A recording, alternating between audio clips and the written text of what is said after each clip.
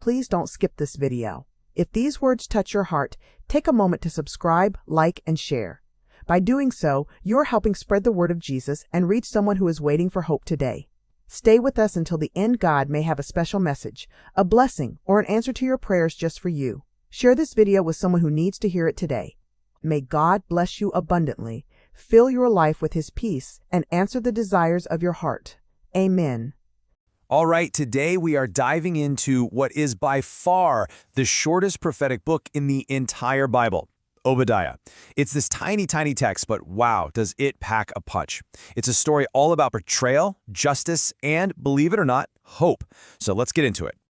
Yep, that's the whole thing. 21 verses. I mean, that's shorter than a lot of single chapters in other books. So, the question that just begs to be asked is, what kind of world-changing message could possibly be crammed into such a tiny scroll? What is going on in these few intense lines? To figure that out, we've got to set the stage. Think of this part like we're opening a cold case file on an ancient, prophetic showdown. We need to get the facts straight. Who are the key players, and what exactly went down? So our story comes to us from a prophet named Obadiah.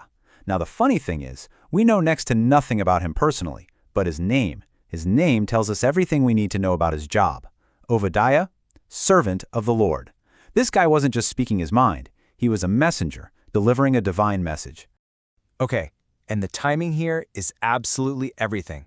This prophecy wasn't given in some peaceful, quiet time. No way. It lands right after the year 586 BC, a moment of complete and utter catastrophe, when Jerusalem was conquered and totally destroyed by the Babylonians. That single event is the flashpoint for everything Obadiah is about to say. And here's the thing. This disaster wasn't just about politics or armies clashing. At its very heart, this is a story about family, a really messy one. It's about a sibling rivalry that simmered for centuries and then just exploded into full-blown national betrayal. The two nations at the center of this whole drama, Israel and Edom, they weren't strangers. They were family. They came from twin brothers, Jacob and Esau. And you have to get this because it's the most important part. They should have been allies, right? Bound by blood. But their relationship was famously toxic. And all that ancient bad blood is about to have some devastating consequences. So just picture the scene. It's chaos. The superpower of the day, Babylon, has just torn through Jerusalem. The city is literally burning. Its people are either dead or being dragged into exile. And the nation of Israel is on its knees. They are completely and totally vulnerable. So what does their brother nation, Edom, do? And that question leads us right into the core of Obadiah's message, the divine indictment. This is where we unpack the case against Edom, laying out exactly what they did wrong and why a heavy judgment was headed their way. First, you got to understand Edom's whole vibe. Pure arrogance. See, they lived in this rocky, mountainous area that was basically a natural fortress. They thought they were invincible, completely untouchable. And this verse from Obadiah just nails that attitude. They felt like they were an eagle building a nest among the stars, totally safe. But the prophecy warns them, it doesn't matter how high you fly, I will bring you down. And this betrayal, it wasn't just one bad choice. It was a whole cascade of cruelty. First, as you see here, they just stood by and watched. They saw their brother nation get destroyed and did absolutely nothing. But it gets so much worse. Then, they actually celebrated it. They cheered for Israel's destruction. From there, they jumped in and joined the looting, stealing from the rubble.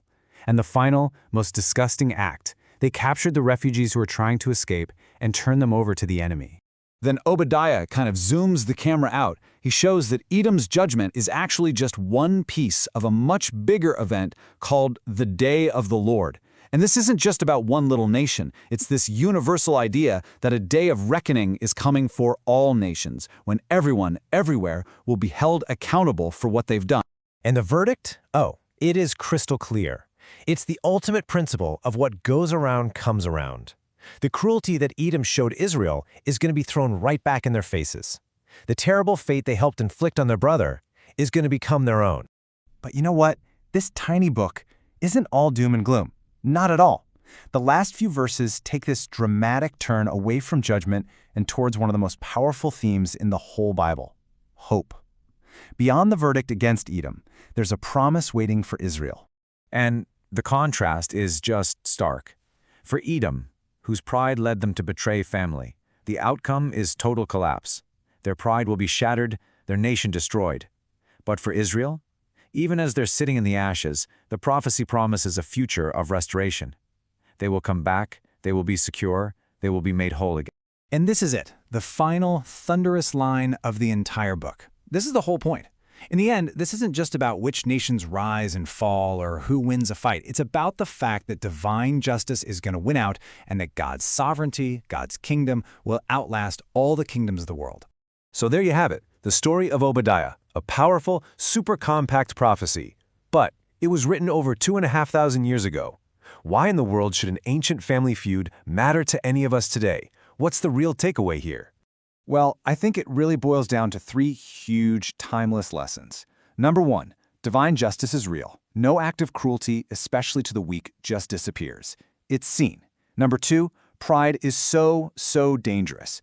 Believing you're untouchable is the fastest way to a downfall.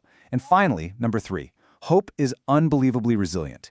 Even when you're facing total disaster, restoration is not just possible, it's promised. And that really leaves us with a final question to wrestle with.